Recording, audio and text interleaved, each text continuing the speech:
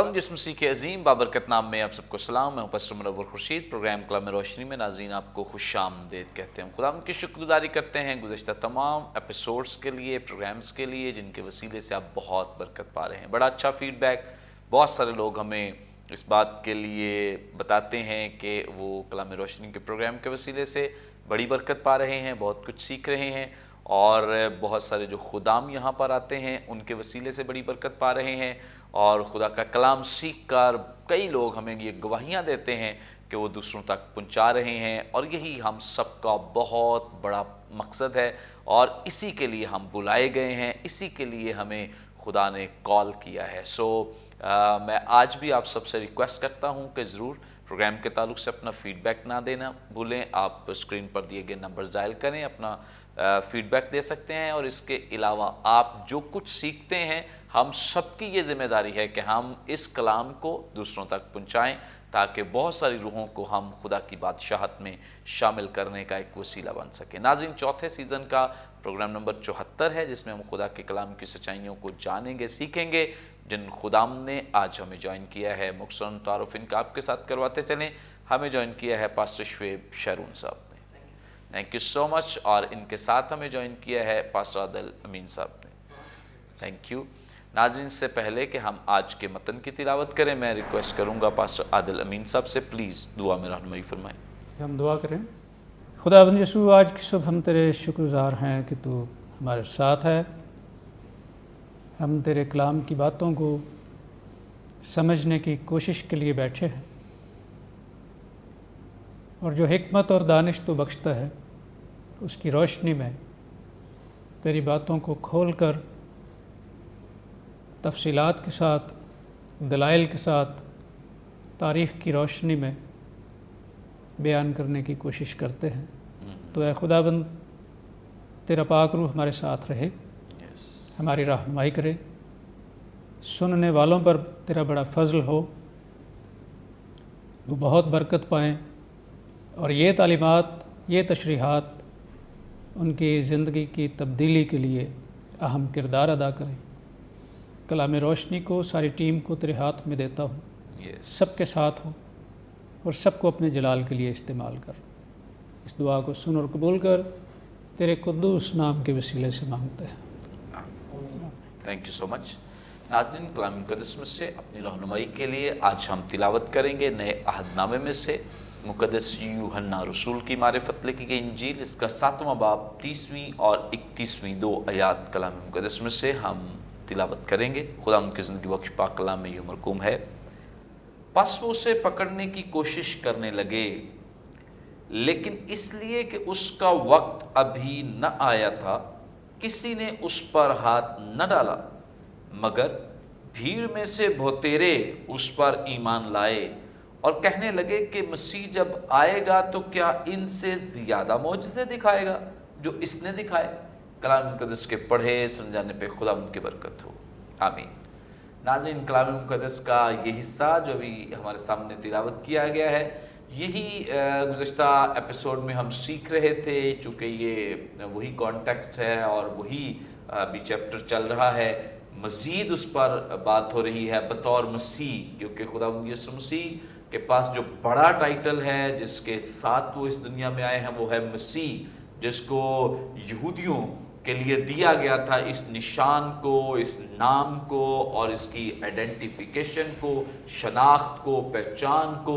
Bible मुक़द्दस में बहुत सारी पेशगोइयाँ बयान की गई थी और बहुत सारी नबूवतें की गई थी कि ये शख्सियत आएगी, और आज वो आ चुकी है इनके माबैन। लेकिन ये इस पर एतबार नहीं कर रहे, बल्कि उसे कत्ल करने की या उसकी तालीमात को ख़त्म करने की, और जो कुछ वो इनके खिलाफ बातें करता है उस सब को ख़त्म करने की कोशिश कर रहे हैं। यही ये टेक्स्ट बयान करता है। बहुत सारी चीज़ें हम सीखेंगे। खुदा उनके ज़बरदस्त सूरमा खुदाम हमारे साथ हैं, जिनको खुदा ने कलाम की बरकत दे रखी है। उनके वसीले से हम आज जानेंगे, सीखेंगे। गुफ्तगू का आगाज़ आज हम पास्टर शुएब शरून साहब से करेंगे। पास्टर साहब, आप हमारी रहनुमाई फरमाएं। यहाँ पर खुदा का कलाम हमारी रहनुमाई करता है कि उसे पकड़ना तो चाहते हैं, ये तो मतलब उनकी कोशिश है, لیکن یہ کیوں لکھا گیا ہے کہ اس کا وقت ابھی نہ آیا تھا؟ یہ ذرا، چونکہ بائبل مقدس میں ہم مختلف جگہوں پہ ایسا سنتے رہتے ہیں، سیکھتے رہتے ہیں، تو اس سے مراد کیا ہے؟ جی تھینک یو پادری صاحب. بہت ہی اہم یہ کویسچن ہے کہ یسوع مسیح کے بارے میں جب لکھا ہے کہ اس کا وقت ابھی نہیں آیا تھا، اور کانٹیکسٹ ڈیفائن کرتا ہے. تقریباً ہمیں یوحنا کی انجیل میں 2 دفعہ نظر آتا ہے. جب ایک بار اپنی ماں کے بارے میں جب پہلا معجزہ جو ہے وہاں پر جب اس کو دکھانے کا کہا گیا تو یسوع نے کہا کہ میرا ابھی وقت نہیں آیا گیا، لیکن وہ کانٹیکسٹ کچھ اور تھا. یہاں پر جو وقت اور کی بات کی گئی ہے وہ بیسیکلی یسوع مسیح کے جو کانٹیکسٹ ہمیں ڈیفائن کر رہا ہے کہ اس کے پکڑوائے جانے یا اس کے جو ہے وہ صلیبی جو ہے وہ موت، یا آپ کہہ لیں پرٹیکولر جو ہے وہ کیوں قتل نہیں کر پا رہے تھے، کیونکہ ابھی اس کا وقت نہیں آیا تھا. یہاں پر جو میں نے پچھلے بھی ہم نے ایپیسوڈ میں دیکھا، ہم نے ایک بات کی تھی کہ کیوں سائلنس ہو گئی ہے، قتل نہیں کیا جا رہا یسوع مسیح کو. یسوع مسیح آنے لگے ہیں گلیل سے، پہلے ہی پلاننگ ہو چکی ہے کہ عید خیام پہ، چونکہ مردوں کے لیے یہ مسٹ تھا یہودیوں کے لیے کہ وہ آئیں گے اور اکٹھے ہو کر وہ عید منائیں گے. اور یسوع مسیح کے بھائی کہتے ہیں کہ ہمارے ساتھ چل، تو وہ انکار کر دیتا ہے، جاتا نہیں ہے، کیونکہ وہاں پر ساری پلاننگ ریڈی تھی کہ یسوع مسیح کو جو ہے وہ قتل کر دیا جائے گا. یہودی ریڈی بیٹھے تھے. کویسچن یہ آتا ہے کہ جب یسوع مسیح وہاں پر آ گئے ہیں اور سائلنس ہو گئی ہے، کیوں سائلنس جو ہے یہاں پر ہو گئی ہے؟ مختلف آراء پیش کی جاتی ہیں جو کہ کچھ کمزور ہیں، کچھ دلیلیں جو ہیں وہ مضبوط بھی ہیں. جیسے کہ ایک کہا جاتا ہے کہ شاید اس نے اپنی منسٹری کے آغاز ہی میں بہت سے لوگوں کو اکیلے ہی، جیسے کہ ایک پروگرام میں یہاں پر آیا تھا، ہم نے اس کو بھی ڈسکس کیا تھا کہ خود ہی یسوع مسیح نے اتنے لوگوں کو جو ہے وہ تھاؤزنڈز آف لوگ وہاں پر موجود تھے ہیکل کے اندر، یسوع مسیح نے اکیلے ہی ان کو جب نکال دیا تھا، جب کبوتر فروشوں اور سب کو نکالا تھا.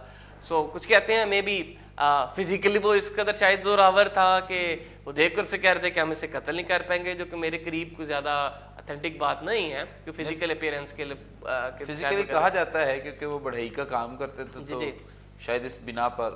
ہاں جی، لیکن کانٹیکس میں دیکھیں تو وہ بہت زیادہ تھے. اکیلے یسوع سے اگر فزیکلی ہم بات کریں تو وہ نہیں مقابلہ کر سکتے تھے. اور کچھ یہ کہتے ہیں کہ معجزات انہوں نے دیکھے ہوئے تھے، سائن اینڈ ونڈرز دیکھے ہوئے تھے، ہیلنگ پاور دیکھی ہوئی تھی، پھر بدرو گرفتہ لوگ آزاد ہو رہے تھے اسپیشلی، تو انہوں نے دیکھا ہوا تھا کہ بدروہیں اس کے تابع ہیں، اس کی بات مان رہی ہیں، نکل رہی ہیں. تو پاسبلٹی ایک ہمیں گو کہ ٹیکسٹ یہ ڈیفائن نہیں کرتا، لیکن یہ آراء ہے مختلف اسکالرس کی، یہ بھی پاسبلٹی ہے کہ وہ شاید اس کی سپر نیچرل جو ہے وہ پاور سے جو ہے وہ خوف زدہ تھے، شاید اس لیے نہیں کی. لیکن ہمیں ساری جو ہے وہ فزیکل آئیز سے جو ایویڈنس نظر آ رہے ہیں ان سے بڑھ کر کتاب مقدس ایک بڑا ہی زبردست ایویڈنس جو ہمیں وہ دیتی ہے، وہ یہ نظر آتی ہے سارے کہ ان کو قتل نہ کیا جانے کے پیچھے ایک ہمیں پورا جو ہے وہ ایک منصوبہ نظر آ رہا ہے، اور وہ یہ خدا کا منصوبہ میں نظر آ رہا ہے. وہ کیا نظر آ رہا ہے؟ کیونکہ اس کا ابھی وقت نہیں آیا تھا، اس کا بھی وقت نہیں آیا تھا، اس لیے ہر طرف جو ہے وہ سائلنس جو ہے وہ ہو چکی تھی. گو کہ یسوع مسیح کے ساتھ ہم دیکھیں کہ اس کے بھائی بھی اس پر ابھی تک ہم نے پچھلے ایپیسوڈ میں دیکھا ایمان نہیں لائے تھے، یعنی کہ اس کے پاس کوئی مین پاور اس طور سے یہودیوں کے مقابلے میں موجود نہیں تھی. لیکن پھر بھی ہم دیکھتے ہیں کہ ہر طرف سائلنس اس کے قتل کو لے کر اس لیے ہو گئی کیونکہ خدا باپ کی طرف سے جو ٹھہرایا ہوا وقت تھا وہ ابھی نہیں آیا تھا. یہاں پر میں بیان کرنا چاہوں گا ڈیوائن ٹائم لائن. ہر ایک چیز جو کتاب مقدس میں ہمیں نظر آتی ہے یا کہ اسپیسیفکلی یسوع مسیح کے تعلق سے نظر آتی ہے، اس کی پیدائش، اس کے دکھ اٹھانا، اس کا مرنا، اس کا جی اٹھنا، پھر اس کے آسمان پر اسینشن، اور پھر عید پر، ایوری تھنگ ہمیں ایک ڈیوائن ٹائم لائن پر پوری ہوتی ہوئی نظر آتی ہے. اور مسیح بھی اس سے ہٹ کر نہیں چل رہے تھے. یہاں پر ہمیں انڈرسٹینڈ کرنے کی ضرورت ہے، اور وہ ٹائم لائن جو ہے وہ گو کہ باپ کی طرف سے جو ہے وہ ڈیفائن کی گئی ہے.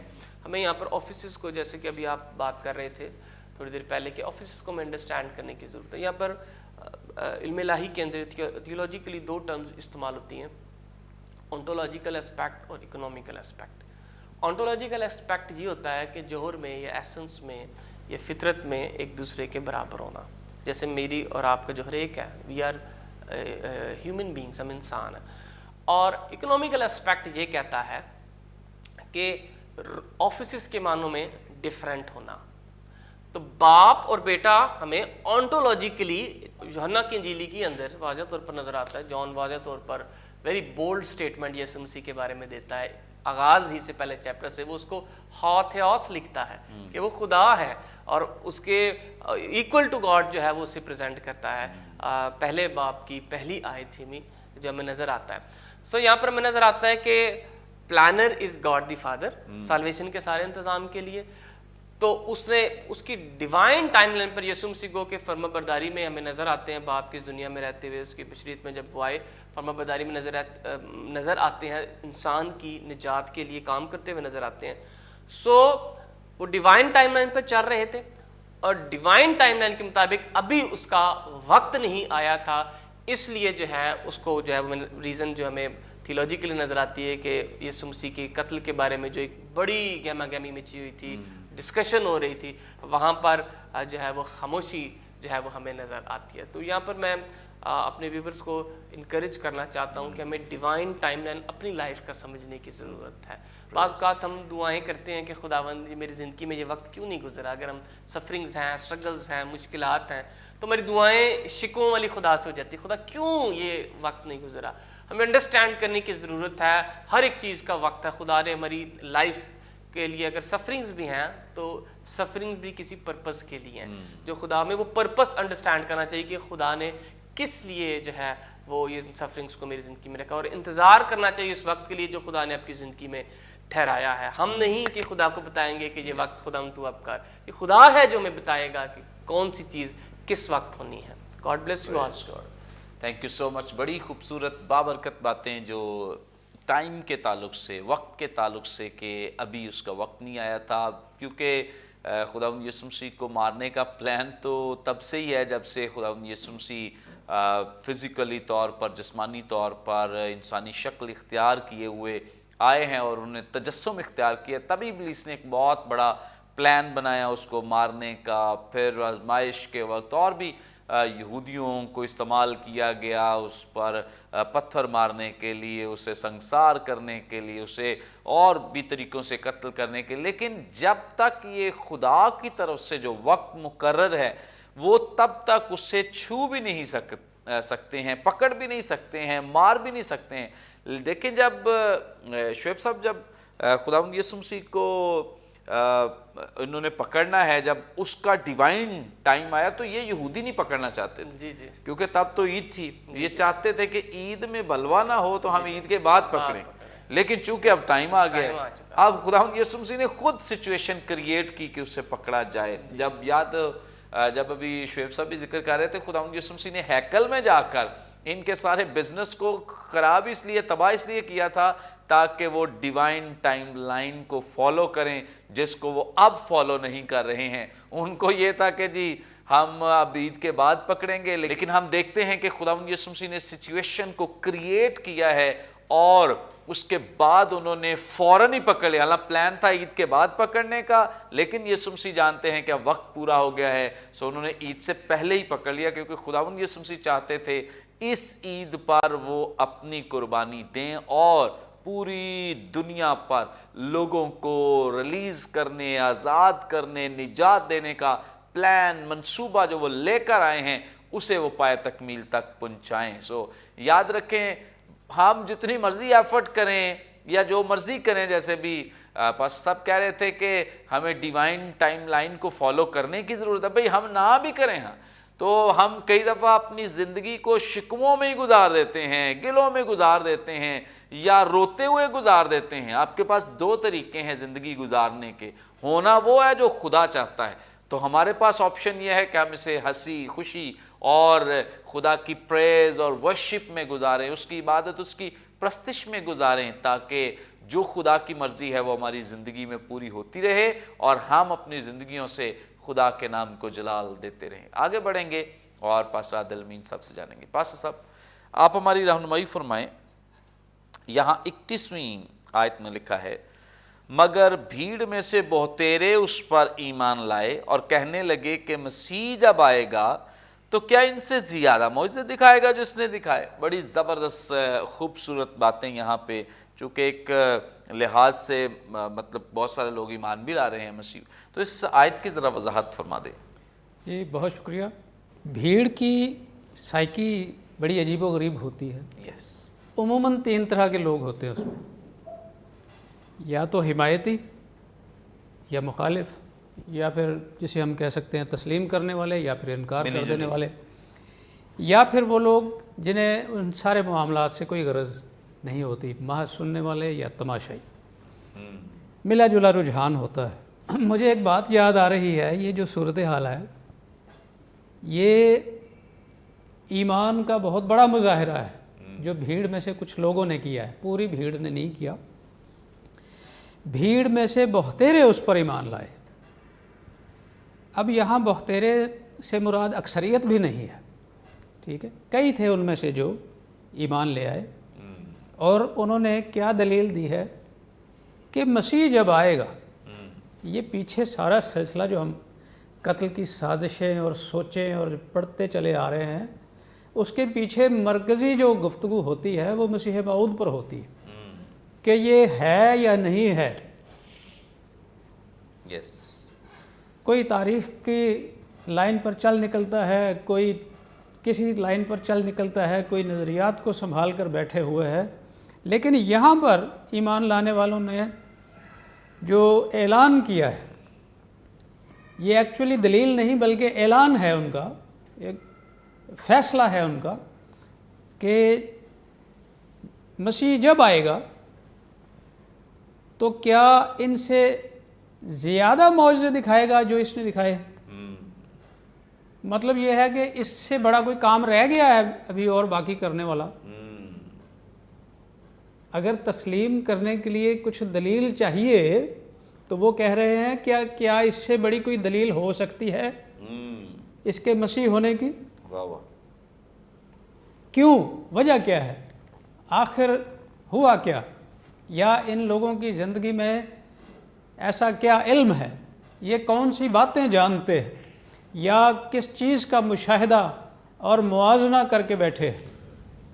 اور جب وہ ایمان لے آئے ہیں تو پھر وہ اتنا مضبوط ایمان ہے، وہ کہتے ہیں اس سے بڑی دلیل ہو نہیں سکتی۔ کون سی دلیل ہے؟ خداوند یسوع مسیح گلی گلی علاقہ علاقہ گئے اور انہوں نے وہاں پر مختلف لوگوں کے درمیان مختلف معجزات دکھائے، اور لوگ آئی وٹنس ہیں ان واقعات کے۔ ان میں سے بہت سے زیادہ تو براہ راست بینیفیشری بھی ہیں ان معجزات کے، شخصی تجربہ ہے ان کی زندگی میں معجزات کا، فضائل کا، بیماریوں سے شفا کا۔ اور معجزات کی جہاں تک بات ہے، آپ یہ دیکھیں کہ میں متی کی انجیل میں سے ایک حوالہ آپ کے لیے پڑھتا ہوں۔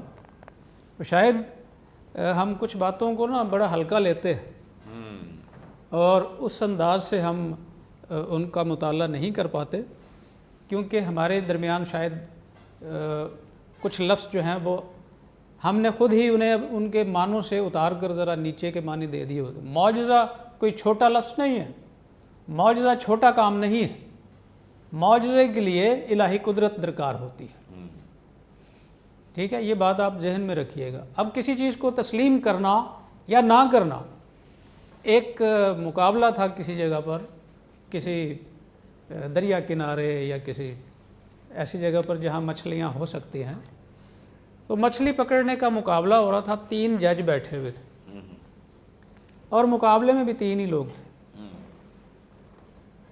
اب جس کو انعام کس کو ملنا تھا؟ جو سب سے بڑی مچھلی پکڑے گا۔ اب تینوں نے مچھلی پکڑی، اب 2 لوگوں کی مچھلیاں جو ہیں وہ اتنے سائز کی تھی، اور ایک شخص نے اتنی بڑی مچھلی پکڑی۔ اب وہ جج جو ہیں انہوں نے 3 گھنٹے لگائے فیصلہ کرنے میں۔ کوئی ہے بات کرنے والی؟ کیونکہ وہ جج کہنے لگے کہ جی اتنی بڑی مچھلی تو دریا میں ہم نے کبھی نہیں دیکھی۔ یار آپ نے نہیں دیکھی لیکن وہ پکڑ کے بیٹھا ہوا ہے سامنے، اب اس سے انکار کیسے آپ کر سکتے ہیں اور کیسے آپ اس کو پہلا انعام نہیں دیں گے؟ تو ان لوگوں کی ججمنٹ بھی کچھ ایسی ہی رہی. انہوں نے ان ساری دلیلوں کو، ان سارے مباحثوں کو یک لخت ایک طرف ڈال کر کہا کہ مسیح آ جائے گا، چلے مان لیا کہ آئے گا، تو کیا اس سے بڑے کام کرے گا، اس سے بڑے معجزات کرے گا. یہی فائنل ہے. کیوں فائنل ہے؟ کیونکہ معجزات جو یہ دکھاتا تھا، جو یسوع مسیح نے معجزات پرفارم کیے، ان کا تعلق پیشن گوئیوں سے بھی تھا. ان معجزات کا تعلق مسیح کی ذات کی شناخت بھی تھا. کیسے؟ دیکھیں متی کی انجیل کے 15ویں باب کی 30ویں آیت ہمیں بیان کرتی ہے. اور ایک بڑی بھیڑ لنگڑوں، اندھوں، گنگوں، ٹنڈوں اور بہت سے اور بیماروں کو اپنے ساتھ لے کر اس کے پاس آئی اور ان کو اس کے پاؤں میں ڈال دیا اور اس نے انہیں اچھا کر دیا. کتنا آسان ہے، اس نے انہیں اچھا کر دیا. یہ پڑھنا یا کوئی ایکسٹرا آرڈینری خوشی کی بات ہے اس میں. یہ جو لکھا ہے نا، اور بیماروں کو، وہ فرق طرح کے بیمار تھے جن میں بیماریاں تھیں، وجود ان کے پورے ہی تھے، لیکن ان بیماریوں سے ان کو شفا ملی. لیکن یہ جو پیچھے کچھ ذکر ہے، لنگڑے، اب اس میں لنگڑا بھی جو ہے یہ دو طرح کا ہو سکتا ہے. کسی کی ٹانگ ٹوٹ گئی ہو، کسی حادثے کا شکار ہو گیا ہو. لیکن اندھا ہونا، اس میں بھی دو طرح کے اندھے ہو سکتے ہیں. کسی حادثے، کسی بیماری کی وجہ سے اندھا ہوا ہو، یا پھر وہ جنم کا اندھا ہو. گنگے، اس کے پیچھے بھی دو وجوہات ہو سکتی ہیں. لیکن یہ جو ٹنڈے ہیں نا، یہ وہ ٹنڈے ہیں جن کا پیدائشی طور پر بازو جو ہے وہ یا تو کم ہو سائز میں، چھوٹا ہو، یا ہو ہی نہ ہو. آپ نے ایسے لوگ دیکھے ہوں گے.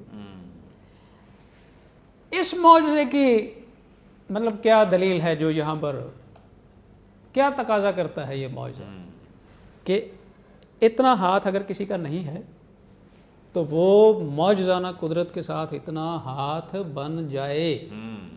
اور اگر لنگڑا بھی اسی ٹنڈے کی طرح پیدا ہوا ہو، چھوٹی ٹانگ کے ساتھ یا آدھی ٹانگ کے ساتھ، تو اس کو وہ ٹانگ کا حصہ از سر نو اس کو بنا کر دے دیا جائے. اگر کوئی جنم کا اندھا ہے تو مٹی سانی جائے اور آئی بالز بنا کر اس کو لگا دیے جائیں. یہ کوئی چھوٹے کام نہیں ہے. جب یوحنا نے اپنے شاگردوں کو یسوع کی شناخت کے لیے بھیجا تو یسوع مسیح نے کیا جواب دیا؟ یسوع مسیح نے کیا وہاں پر کوئی دعویٰ کیا کہ ہاں میں ہی ہوں، فکر نہ کرو؟ یسوع مسیح نے کہا اندھے دیکھتے ہیں اور لنگڑے چلتے ہیں. تو جو زمینی واقعات اور حالات ہونا تھے مسیح موعود کے آنے پر، وہ تو ایک الگ نوعیت کے تھے، وہ ہو سکتے ہیں کسی بھی وقت. لیکن یہ جو کام تھے، اگر کوئی 2 نمبر مسیح موعود آئے گا تو وہ یہ کام نہیں کر سکتا. تو یہ بھیڑ کہنے لگی کہ اب مسیح جب آئے گا تو کیا اس سے زیادہ بڑے کام کرے گا؟ یہی کام تو وہ کرنے کے لیے آئے گا اور یہی کام اس نے کیے ہیں. سو وہ ایمان لائے اور یہ بڑا پختہ ایمان تھا. اس کے خلاف نہ یہودیوں کے پاس کوئی دلیل تھی، نہ فریسیوں کے پاس کوئی دلیل تھی، نہ بھیڑ کے ان لوگوں کے پاس کوئی دلیل تھی جو ابھی تک ایمان نہیں لائے تھے، اور نہ ہی خاموش تماشائیوں کے پاس کوئی دلیل تھی کہ انکار کر سکیں، کیونکہ یہ معجزات وہاں پر ہوئے تھے. یہ الگ بات ہے کہ جب یسوع مسیح نے جنم کے اندھے کو شفا دی، اس کو آنکھیں دے دی، تو وہاں پر بھی آپ دیکھیں کہ کوئی گھنٹہ ڈیڑھ انہوں نے اسی بحث میں لگایا، اس کے ماں باپ کو بلاؤ. ایک شخص اندھا تھا، اس کی آنکھیں نہیں ہیں، اب وہ دیکھ رہا ہے، اس کے ماں باپ کو بلا کر بھی پوچھ لیا. انہوں نے کہا کہ یہ ایسے ہی پیدا ہوا تھا، اندھا ہی پیدا ہوا تھا. تو پھر مطلب یہ اس نے گناہ کیا تھا یا اس کے ماں باپ نے گناہ؟ یا وہ اس کی آنکھوں پر یقین نہیں آ رہا. چلو یسوع پر یقین ہے یا نہیں ہے، وہ خود کہہ رہا ہے کہ میں دیکھ رہا ہوں، اس پر بھی یقین نہیں آ رہا. اتنی بڑی مچھلی کہہ رہے ہمارے تو دریا میں کبھی ایسی ہوتی نہیں، وہ پکڑ کے بیٹھا ہوا مچھلی. سو انہوں نے اس مچھلی کو دیکھا، انہوں نے اس حقیقت کو تسلیم کیا کہ یہی مسیح ہے.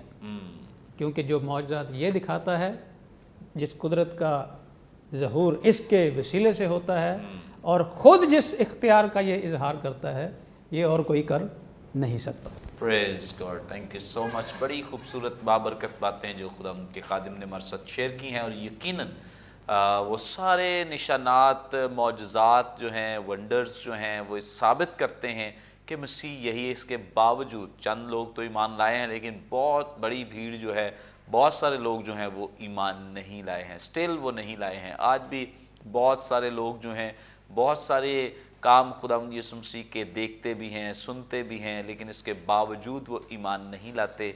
और उन सब के लिए आज अपॉर्चुनिटी है, मौका है कि वो मसीह पर ईमान लाएं। मैं आप सबके साथ ये बात शेयर करना चाहता हूँ कि हम आज गवाहियाँ ढूंढते हैं, कोई गवाही मिले, कोई गवाही सुनाए, कोई ये करे। मैं समझता हूँ कि बाइबल मुकद्दस से बड़ी क्या गवाही हो सकती है। भाई बाइबल मुकद्दस सबसे बड़ी शहादत और तस्दीक करती है, गवाही देती है यीशु मसीह के इलाही होने की, उसके मौजज़ात की। सो जब ये इन पर हम नहीं मान लाते तो ये इधर उधर की भी गवाहियाँ हमें बदल नहीं सकती हैं। जब ये बाइबल हमें बदल नहीं सकती तो हमें ये आम गवाहियाँ भी तब्दील नहीं कर सकती हैं। सो याद रखें, हमारे लिए जो गवाहियाँ हैं वो यही काफ़ी हैं जो हम बाइबल मुकद्दस में सुनते हैं। वो बहुत अच्छा है अगर आप गवाही देते, सुनाते। मैं वो उस कॉन्टेक्स्ट में बात नहीं कर रहा, मैं ज़िंदगियों के तब्दील होने की बात कर रहा हूँ कि बहुत सारे लोग इस पर ईमान नहीं लाते तो वो दूसरी गवाहियाँ सुनकर भी ईमान नहीं लाते। तो मौका है, अपॉर्चुनिटी है, खुदावंद की कॉल है कि आप उसे खुदावंद यीशु मसीह को अपना शख्सी निजात दहिंदा कबूल करें ताकि हमेशा की ज़िंदगी के वारिस बन जाए। नाज़रीन, यहाँ पे वक्त एक ब्रेक का, लेंगे एक शॉर्ट ब्रेक। हमारे साथ रही, देखते रहिए प्रोग्राम कलाम रोशनी।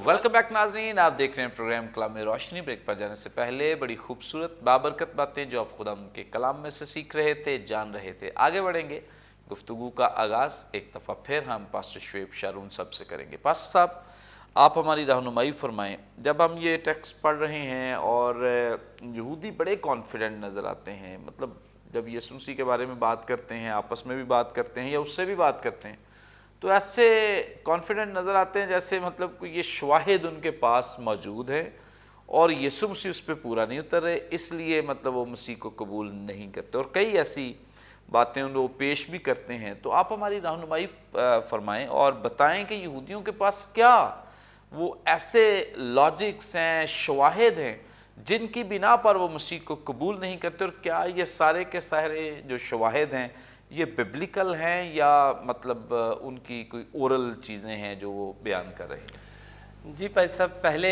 इस क्वेश्चन में एक चीज़ हमें अंडरस्टैंड कर लेनी चाहिए पहले से ही कि एक चीज़ वाज़िया है कि खुदावंद यीशु की ज़मीनी जो खिदमत थी वो तकरीबन सारी जो हमें उनके बारे में शवाहिद ओल्ड टेस्टामेंट में नज़र आते हैं या हमें नबूवतें नज़र आती हैं, वो हमें खुदावंद यीशु मसीह की ज़िंदगी में पूरी होती नज़र आती हैं।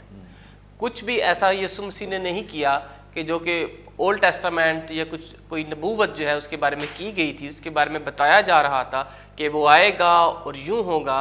ऐसा कोई भी क्राइस्ट का एक्ट हमें बाइबल में नहीं नज़र आता जिसके उसने खिलाफ काम करता हुआ नज़र आता है, बल्कि उसी के मुताबिक जो है उसको पूरा करता हुआ यीशु मसीह हमें नज़र आता है। अब सवाल ये आता है, अगर खुदावंद यीशु मसीह उन्हीं के मुताबिक चल रहे थे तो फिर यहूदी क्यों उन दलाइल को कबूल नहीं कर रहे थे, या यहूदियों के पास ऐसे क्या शवाहिद थे कि जिनकी बिना पर वो यीशु मसीह को मान नहीं रहे थे। कि ये जैसे कि अभी खुदा के खादिम भी बयान कर रहे थे कि जन्म के अंधे को भी उन्होंने यीशु मसीह ने जब उसकी आंखें बना दी, शिफा तख्लीकी मौज़ा वहाँ पर किया, तो वहाँ पर भी यानी कि उन्होंने देखा खुदा का बड़ा जलाल, वो इसको कबूल करते कि वाकई इतना बड़ा काम हुआ है और यही जो मिसाया आने वाला था आ चुका है, ये है। उन्होंने देख कर भी वो रूहानी तौर पर मैं कहूँगा कि अंधे बने रहे और उन्होंने उसकी जो है वो मिसायाशिप को कबूल नहीं किया, बल्कि तहकीक शुरू कर दी। और आप कह लें कि वो तहकीक भी बेसिकली उन्होंने उनके माँ बाप को बुला कर दिया। आप ये कह लें कि ना कबूल करने के लिए उन्होंने कुछ काम ऐसे शुरू कर दिए। एक चीज़ तो वाज़िया है, किताब मुक़द्दस बयान करती है यीशु मसीह के बारे में, उनके पास ये शवाहिद थे बिब्लिकली कि वो बैतलहम से आएगा। डायरेक्शन हमें मीका की किताब बहुत साल पहले ही दे देती कि वो कहाँ पर पैदा होगा, बैतलहम में। اب ہم یہ بھی جانتے ہیں کہ یہودی جو تھے جب یسوع مسیح کے مقدسہ مریم اور جو یوسف تھے وہ اس کے اندراج کے لیے بھی گئے تھے ان کے پاس، یعنی کہ ان بایولوجیکل ڈیٹا بھی یسوع مسیح کا ان کے پاس تھا کہ یہ کہاں کا ہے.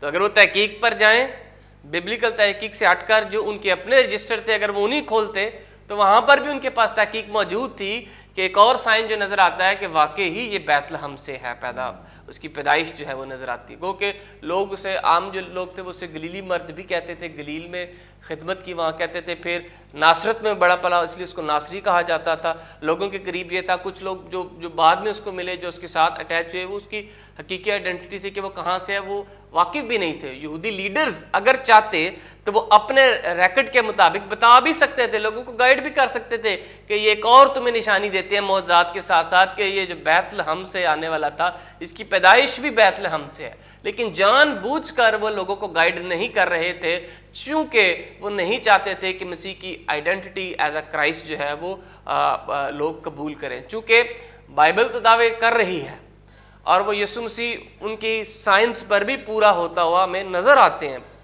بات یہ ہے ان کے اورل ٹریڈیشنز کے مطابق جو ہے وہ یسوع مسیح ان کے توقعات کے مطابق جو ہے وہ نہیں نظر آ رہا ہے. اورل ٹریڈیشنز میں سے اگر آپ اس کی پڑھیں، آپ جو ہے وہ تلمودی ریفرنسز کو چیک کریں تو وہاں پر میں ایک اورل ٹریڈیشن ان کی یہ نظر آتی ہے. وہ یہ کہتے تھے کہ اس کے بارے میں کچھ نہیں پتا ہوگا اس کے آگے پیچھے، بلکہ وہ سپر نیچرلی آسمان سے آئے گا اور وہاں پر آئے گا اور ہمیں کیا کر دے گا؟ بحال کر دے گا. کلام سے زیادہ وہ اپنے ربائز کی، اپنے لیڈرز کی بتائی ہوئی باتوں پر زیادہ بلیو کر رہے تھے، اور اس کو نظر انداز کر کے کہ وہ ڈیوڈ کی لائن سے آئے گا. ٹھیک ہے، ان کے پاس ڈیٹا بھی ہے کہ واقعی اندراج بھی اس کا ہوا ہے کہ ڈیوڈ کے خاندان سے آیا ہے، لیکن پھر بھی وہ اورل ٹریڈیشنز پر کہ کوئی سپر نیچرلی طور پر وہ آئے گا اور وہ یہاں پر ہمیں بحال کرے گا، اس کی جو ہے وہ انتظار کرے تھے. اس لیے وہ جانتے تو تھے، وہ اریٹیٹ بھی بعض اوقات مسیح سے ہو جاتے تھے کہ چیزیں بھی پوری ہو رہی ہیں اور ہماری انٹرپریٹیشنز کو یہ غلط ثابت کر کے اپنی یہ انٹرپریٹیشنز جو ہے وہ جاری کر رہا ہے. اس لیے جو ہے وہ یسوع مسیح کو کیا کرتے تھے؟ قبول نہیں کر رہے تھے اور وہ ڈینائی کرتے گو کہ شاید ببلیکلی تو نہیں لیکن اورلی ٹریڈیشنز کے بھی جو ہے وہ اپنے جو ہے ان کے شواہد وہ پورے نہیں ہو رہے تھے.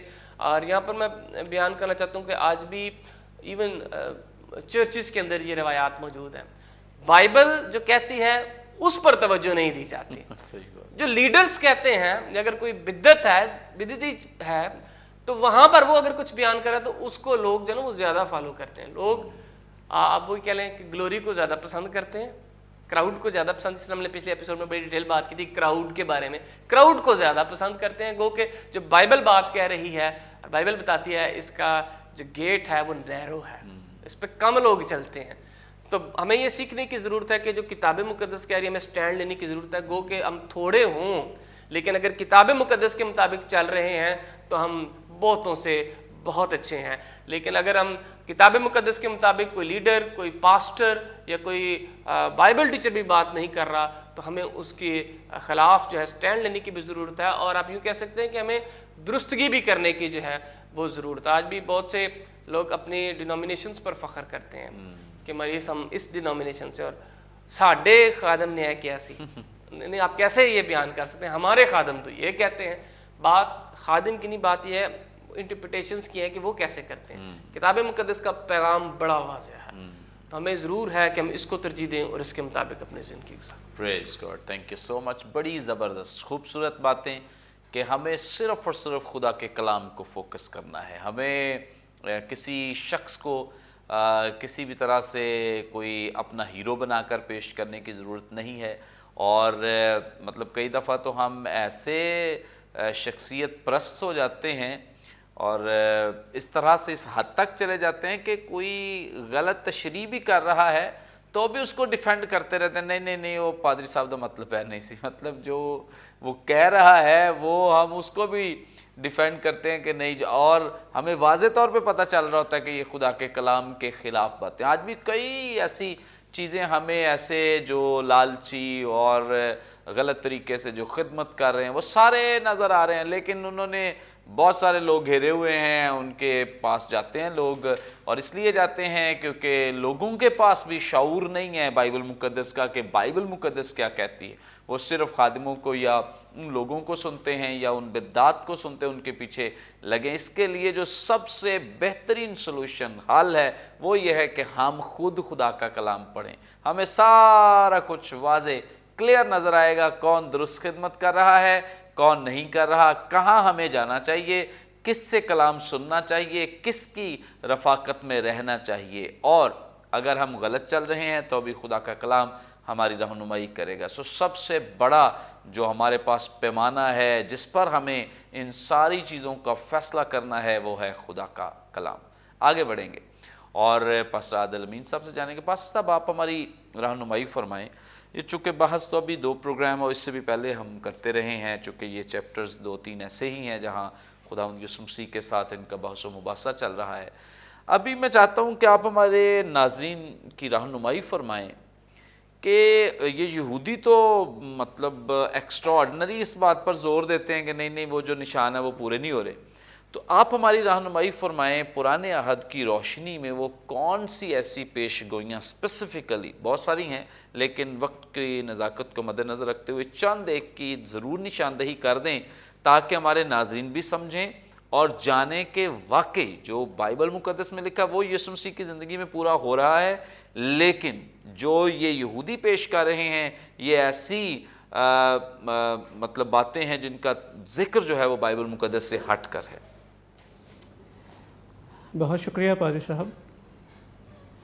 خداوند یسوع مسیح سے متعلق پیشن گوئیوں کا جو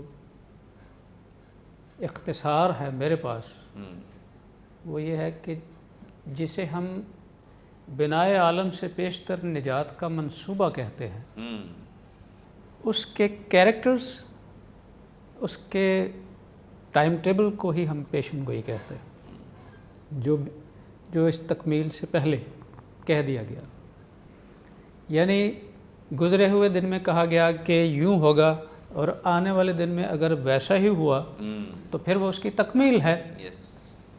بڑا علم رکھنے والے لوگ تھے یہودی، پنجابی میں ہم کیا کہہ سکتے ہیں، میسنے بنے ہیں۔ کون سی بات ہے جو یہودی نہیں جانتے تھے آنے والے مسیح کے بارے میں؟ یا روئے زمین پر اور کون سی قوم تھی جو منتظر تھی مسیح موعود کی؟ چونکہ یہی ایک قوم تھی جو مسیح موعود کا انتظار کر رہی تھی، اور سب سے زیادہ سٹڈی تو اسی قوم نے کی ہوئی تھی۔ جب خداوند یسوع مسیح کی پیدائش ہوئی ہے، اس کے بعد کسی وقت مجوسی وہ یسوع کو ڈھونڈتے ڈھونڈتے، اپنے بادشاہ کو ڈھونڈتے ڈھونڈتے کہاں چلے گئے؟ بادشاہ کے محل، ہیرودیس کے محل۔ تو وہاں پر ایک کام کیا ہیرودیس نے، شرح کے عالموں کو بلا لیا اور ان سے پوچھا کہ حساب لگاؤ کہ جی کب؟ تو انہوں نے حساب لگایا، پھر کیا بتایا ان کو کہا کہ یہی وقت ہے۔ تو یہ جو بحث ابھی چل رہی ہے یہ تو میرا خیال ہے کہ 30 سال سے چلی آ رہی ہے خداوند یسوع مسیح کی ذات کے بارے میں کہ یہ وہ ہے یا نہیں ہے۔ تو اب ہم دیکھ لیتے ہیں، اگر بائبل مقدس میں پیشن گوئیوں کی بات کریں جو خداوند یسوع مسیح سے تعلق رکھتے، نجات کے منصوبے سے تعلق رکھنے والی ہر پیشن گوئی کا تعلق خداوند یسوع مسیح سے ہے۔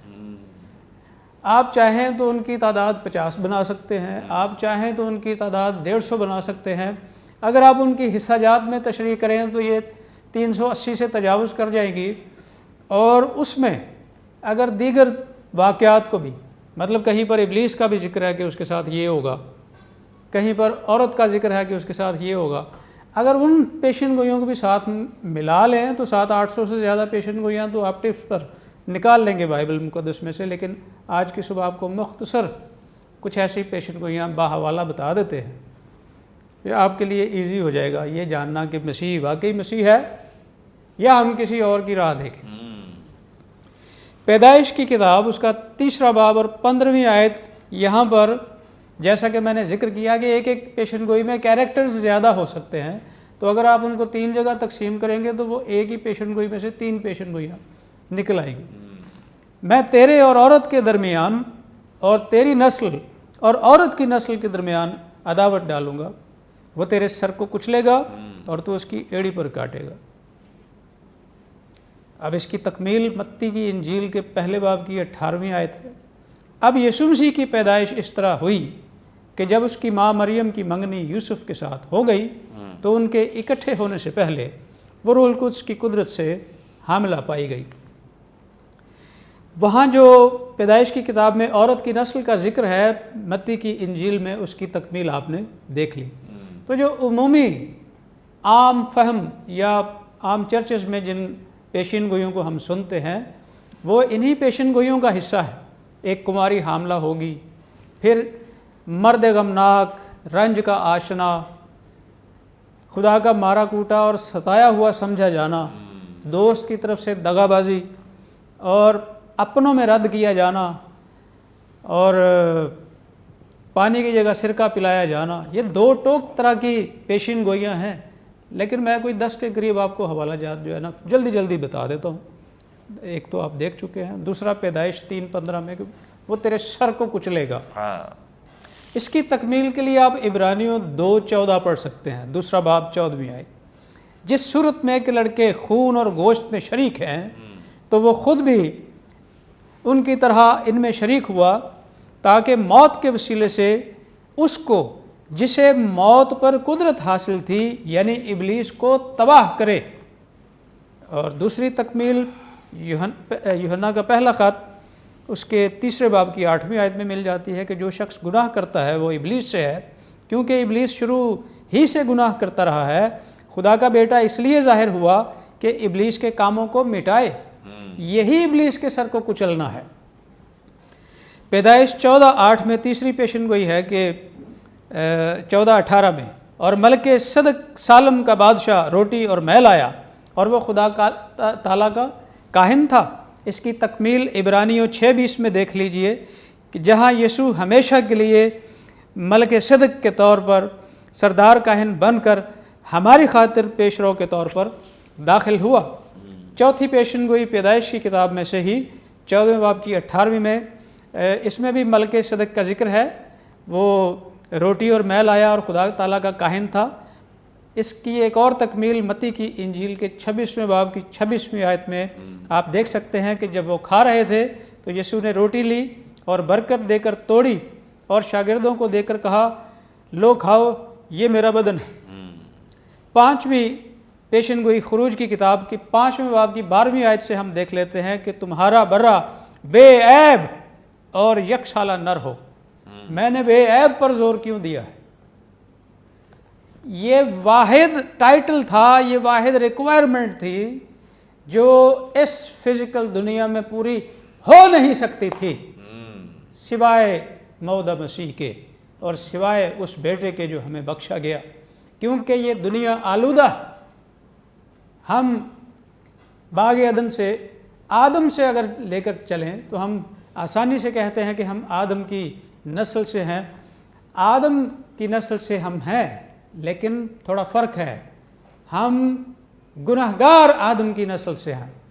सो जो बीज जिस जायके का होगा उसका फल कभी भी दूसरा जायका लेकर नहीं आ सकता।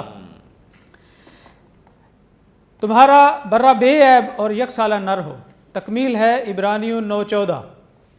तो मसीह का खून जिसने अपने आप को अज़ली रूह के वसीले से खुदा के सामने बेऐब कुर्बान कर दिया। फिर आप पहला पतरस उसके पहले बाब की 18वीं और 19वीं आयत में भी देख सकते हैं।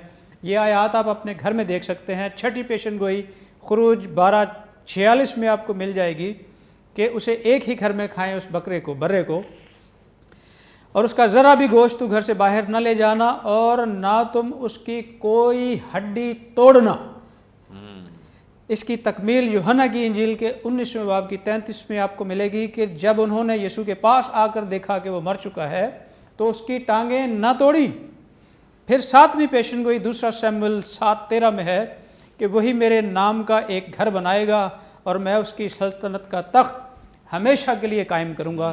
तकमील आपको दूसरा पत्रस पहला बाब 11वीं आयत में मिलती है, बल्कि इससे तुम हमारे खुदावंद और मुनजी यीशु मसीह की अबदी बादशाही में बड़ी इज़्ज़त के साथ दाखिल किए जाओगे। उसकी दायमी सल्तनत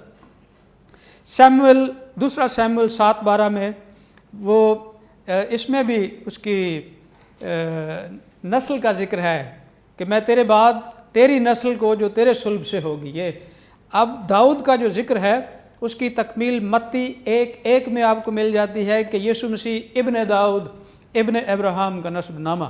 फिर 9वीं है दूसरा ज़बूर है 7वीं और 8वीं आयत में उसकी मसलूबियत और उसके जी उठने का जिक्र है। इसके लिए मैं तकमील का हवाला ना भी दूँ तो नए अहदनामे में से आप जहाँ जहाँ ये वाक़यात हुए हैं वो हवाला जात ढूंढ कर भी पढ़ सकते हैं। फिर 68 ज़बूर की 18वीं आयत, तूने आलम बाला पर को सऊद फरमाया, तू कैदियों को साथ ले गया। इसकी तकमील आप लूका 24:51 में पढ़ सकते हैं। जब वो उन्हें बरकत दे रहा था तो ऐसा हुआ कि उनसे जुदा हो गया और आसमान पर उठाया गया। तो सैकड़ों और बातें हैं जो की जा सकती हैं, लेकिन जो एक एक बात उसी तरह से पूरी हुई जिस तरह से लिखी गई, तो हम इस पर बहस मुबाशरे की बजाय आसान रास्ता ये है कि हम इसको तस्लीम करें कि वही मसीह मौत था। Praise God, thank you so much. बड़ी ज़बरदस्त खूबसूरत बातें, और यकीनन बाइबल मुक़द्दस में जितनी भी पेशगोइयाँ पुराने अहद में खुदावंद यीशु मसीह के ताल्लुक से की गई, उनमें से कोई एक भी अधूरी नहीं रही। सब की सब खुदावंद यीशु मसीह की ज़ाते अक़दस में पूरी हुई हैं, और इस पर हम ईमान रखते हैं। और इसीलिए हम इस बात की तालीम भी देते हैं कि जो मसीह आने वाला था, जो मौदा मसीह जिसके लिए वादा किया गया था, जो निजात दहिंदा के तौर पे पुराने अहद में दिखाई देता है, वो सिर्फ़ और सिर्फ खुदावंद यीशु मसीह, क्योंकि उसी ने उस सारे क्राइटेरिए पर अमल किया, उस पर पूरा उतरा है, इसीलिए बतौर मसीह, बतौर निजात दहिंदा उसने अपने आप को पेश किया है। अभी तक बहुत सारे लोगों ने अगर उसे कबूल नहीं किया, तो आज भी उनके पास ये मौका है, उनके लिए ये अपॉर्चुनिटी है कि वो इन तमाम शवाहिद की बिना पर और ये तालीमी बातें आपके साथ शेयर की जाए। कोई हवा में तो बातें नहीं की जा रही, और इनके रेफरेंसेस, हवाला जात आपको दिए जा रहे हैं ताकि हम इस बात को समझ सकें कि मसीह और निजात दहिंदा सिर्फ़ और सिर्फ खुदावंद यीशु मसीह है। थैंक यू शुएब साहब, थैंक यू डॉक्टर साहब। यकीनन नाज़रीन, आज के प्रोग्राम के वसीले से भी आपने बड़ी बरकत पाई है। अभी भी आपका कुछ सवाल हो, स्क्रीन पर दिए गए नंबर्स डायल करें, अपना सवाल हम तक पहुंचा सकते हैं। कोई दुआ या दरख्वास्त तो दे सकते हैं, कोई टेस्टिमनी शेयर कर सकते हैं।